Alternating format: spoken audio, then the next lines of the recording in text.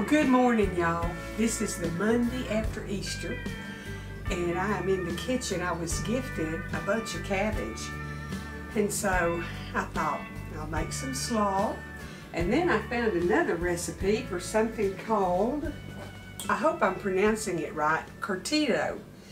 And it's a Mexican slaw from South America that they said a lot of times is used in place of pico de gallo, but it has some tomatoes in it. And the ingredients sounded good to me, so I'm going to make some regular coleslaw and get it fermenting. And then I'm going to make that one and get it going. And it sits on the counter. One recipe said you could put it in the refrigerator, but the recipe I'm going to use out of the fermentation book says to make it just like they call it regular coleslaw, naked slaw. So I'll leave it on the counter at least 4 days. But I've already shredded some of my cabbage. And it was, I need 3.5 pounds, and this is 14 ounces. So I've got to shred some more cabbage and get it weighed, and then you have to put your cabbage in the bowl and massage it. I've got a story to tell y'all about this fermentation. I had a gift from Lori Brown at Whippoorwill Holler, and I was so excited. She sent me a fermentation crock. Let me get it and show you. She sent me the crock, the cookbook, a fermentation cookbook, and the pounder that you mash it down with. And I've had it a while, but I was just waiting till we got through all of this stuff that we've been going through. And I got my cabbage where I could use it. So today, thank you, Lori. I'm so excited. I'm finally getting to ferment my cabbage. So that's the book that I'm using. It's Fermented Vegetables by Kristen K. Shockley and Christopher Shockley. Has some really cool recipes in here, and like I said, I had never heard of this Curtido, so I'm going to make it. Y'all, I can't see good without cheaters on. That's pitiful. I'm getting old. 2 heads, about 6 pounds of cabbage, 1 to 2 carrots thinly sliced, an onion, 4 cloves of garlic grated, dried oregano, 2 tablespoons, a tablespoon of chili pepper flakes, some cumin, and salt. So I'm going to get the Curtido done, and then I'm going to make my regular slaw in here. I'll probably make the regular slaw first and get it going, and then we'll work on the Curtido. So let me get my rest of my cabbage shredded so that I'll have enough for my slaw, because I need for the regular slaw, did I say 3.5 pounds? 3.5 pounds, which they said that's about 2 large heads. But I have a pretty good head in there, and it's just now at 14 ounces. So I'm gonna, I need to tilt that camera down so y'all can see what I'm doing. Shred a little bit more here. It's 18 ounces on the measuring. I hope, I'm trying to watch y'all so my battery don't die on me. Okay, I've got my 3.5 pounds of cabbage shredded, and I didn't do little fine shreds. I'm going to try to break it all apart. You know how sometimes it wants to stick together. Y'all have a good Easter. We had our Easter dinner on Saturday night because April was going to go back to college with Lauren Sunday evening, and I didn't want, and the boys had to work at they work at a farm that's called Old MacDonald's Farm, and it's a fairyland for kids. They have all kinds of animals and horses, pony rides, and anyhow, they work there. Richard's been there a year, and Jordan's been there just a couple of months. But we would have had to wait till they got off work Sunday evening. I couldn't believe they were open on Easter. And then April would have been so late driving back. So we had our Easter dinner Saturday night, and I asked them what they wanted, and they wanted ham and chicken and dumplings, and Lauren said that yummy corn. Well, that's what we scrape off the cob and cream, and I have a video on that. I have a video on my dumplings. I'll try to remember to link it down below. But we had green beans that I cooked down with bacon, and they were yummy. We had potato salad, and April wanted candied yams. And then I made that good knew that I had a video recently of no chessman banana pudding. So we had a good meal, lots of fun. The boys took plates for work the next day, and April took food home, and everybody was happy. So now, that was our Easter on Saturday night, and then Sunday we had a wonderful service at church, beautiful music. The preacher preached an awesome message. We're blessed. So now I'm going to add, it said 1 to 1.5 tablespoons of salt. So I'm just going to go ahead and put 1.5. And then you just mash it, like you're just trying to squeeze it, massage it.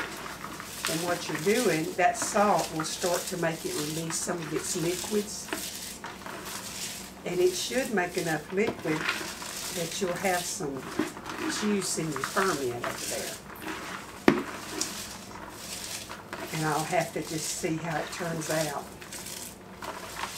I got to take y'all out and show you my raised beds. I've got a few plants planted. I hadn't got any seed done yet. Tell y'all what I did. I was stepping up in the back door, like I've done forever, and had on those Crocs. And at the door jamb, or whatever you call that part down there at the bottom, my Croc stuck and didn't move, and I did. Y'all, I fell in the back door, full force on my right side. My arm wasn't under me. It might would have broke it. I don't know. I've taken calcium supplements for years, but I am so sore. Even to take a deep breath hurts. So I don't think I broke any ribs, but they're bruised. Clumsy Jane here. So I can't really plant the rest of my beds yet because I can't lift that shovel full of dirt to top them off with the fresh mushroom compost where they'll have some fresh goodness in them. This has just really gone down a lot. It was a big old full bowl full, and now it isn't, and that's what it's supposed to do. So I'm going to turn the camera off and cover it and let it set. They said to taste it, you should be able to taste salt, but it shouldn't be overwhelming. And I could just eat this. I love raw cabbage. With a little salt on it, it's sure good. Okay, I'm going to cover this with a dish towel. If it'll reach across this bowl, if it won't, I'm going to cover it with 2. That's good enough. Keep the bugs out. And I'll be back in 45 minutes and see what it's doing. Okay, y'all, I've let it go more than 45 minutes, and I have my crock here. And I have massaged it and pounded it, and I still don't have a ton of brine in mine. So I'm going to put it in the crock and press it down. And I've watched a few videos, and they said if you don't have enough liquid, top it off with filtered water. It's wet, it's dripping, but there's not a bunch of water standing in the bottom. So we'll do this and see how it turns out. So see, I don't have a lot of brine to pour in there at all. And it needs to be underwater, because if it's underwater and there's no oxygen able to get to it, then it won't, bacteria can't grow. The good bacteria will grow that we need for probiotics. So I have some filtered water here.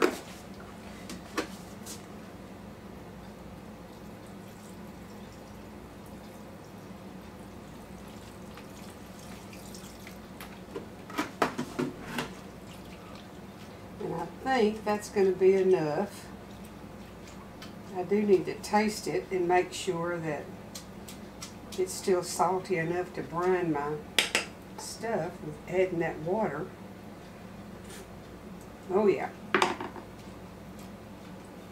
Now they say to put leaves in to keep it down under the brine.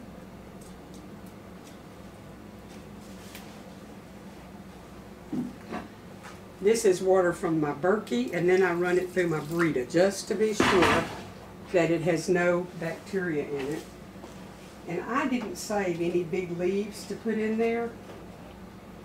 Let me see what I can do here, if I can pull some off of some of this cabbage, because I've got weights to go in there. There's one.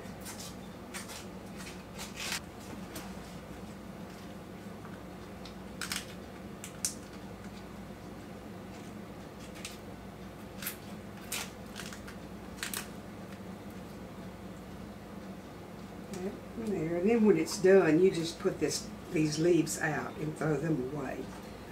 Crock came with weights.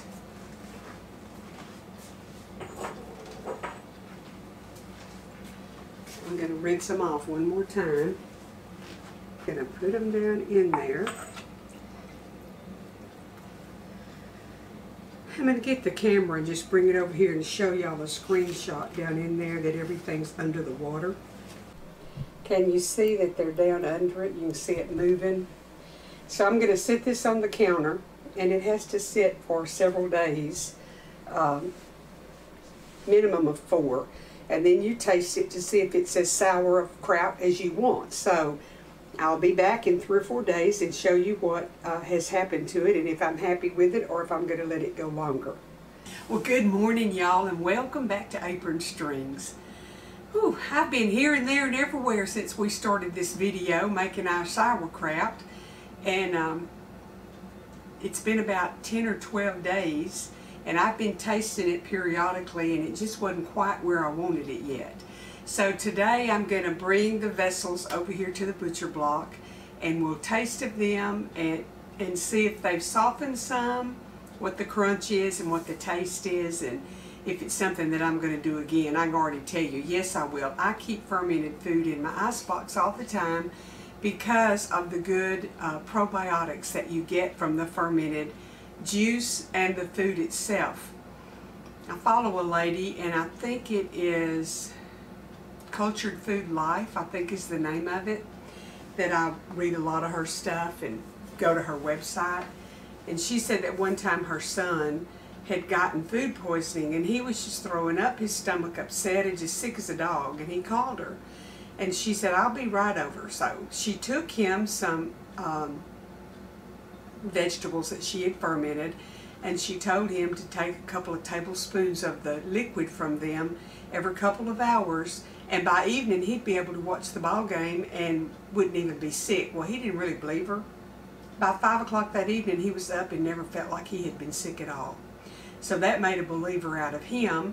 And we have taken the juice from my cultured vegetables when we had a stomach virus or diarrhea, throwing up, and it always helps. It's like a couple of doses, if you want to call it doses, and the good in your belly outweighs the bad. There's a warfare in there. You've got the good bacteria and the bad bacteria, and they're at war, and when the good takes over, then the sickness is gone. They say that practically every illness starts in your gut. And I'm not real educated on the subject, I'm just a believer.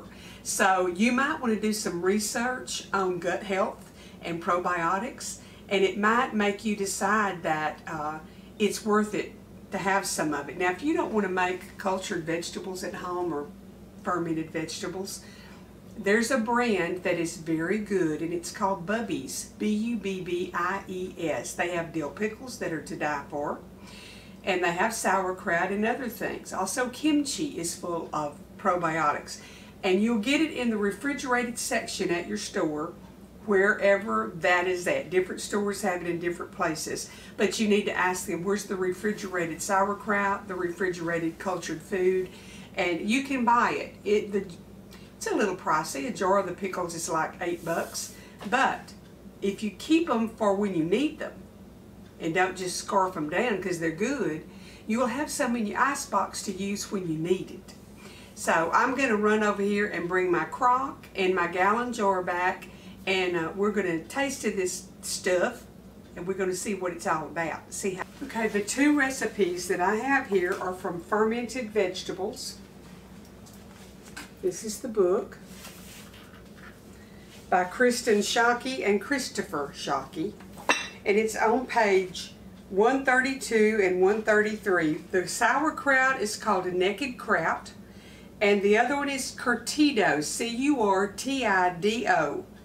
And it is traditional in the cuisine of El Salvador. It's versatile in Latin American food as sauerkraut is in Eastern Europe. It's a refreshing replacement for pico de gallo salsa, which helps your efforts to eat local, and it's not reliant on the fresh tomatoes that have to travel for miles. So I like it. I've already tasted of it. It has cabbage, carrots, onion, garlic, oregano, chili pepper flakes, cumin, and of course the salt for the brine in it. It'd be great on fish tacos. It'd be great on pinto beans or peas. If you like that kind of stuff, you would really like it. Now the sauerkraut just tastes like sauerkraut.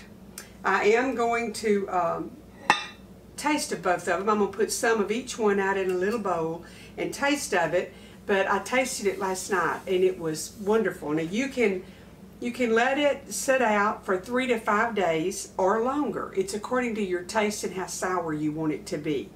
But one of my kraut, my naked kraut, has been in my crock that Miss Lori over at Whippoorwill Hollis sent me along with the book. And I just used a gallon jar with a very loose, I just barely put the lid on there where it would have room, and I put it in a pan so if it overflowed I would catch it while it's fermenting. Sometimes it bubbles up. So let me get me a little bowl. It's one of my favorite china bowls that I can throw away, the paper, and get a little bit of each one out, and I will taste of it and see what it tastes like this morning. Okay, I've got my crock and my recipe book and my Curtido here. And I've gotten some of both of them out. I've got the sauerkraut on one side and the Curtido on the other. And we're going to taste it and see what it tastes like.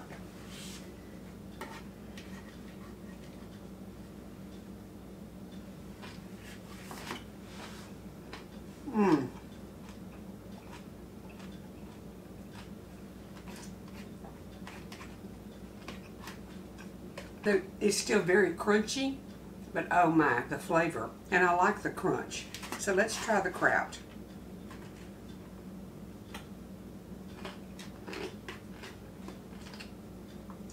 Very crunchy,